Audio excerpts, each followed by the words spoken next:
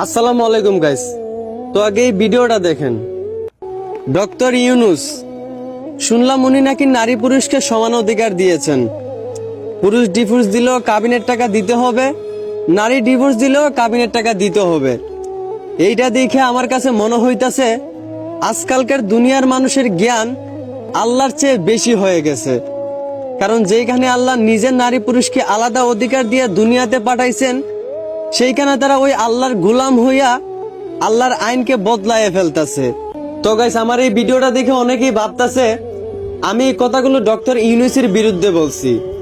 এটা আপনাদের ভুল ধারণা, কারণ ওনার বিরুদ্ধে কথা বলার যোগ্যতা এবং জ্ঞান কোনোটাই আমার নাই। আমি ওনাকে মন থেকে অনেক ভালোবাসি। নারী ডিভোর্স দিলেও কাবিনের টাকা দিতে হবে, পুরুষ ডিভোর্স দিলেও কাবিনের টাকা দিতে হবে, এইটার বিরুদ্ধেও আমি কিছু বলি নাই। একজন মুসলমান হয়ে আমি আমার ইসলাম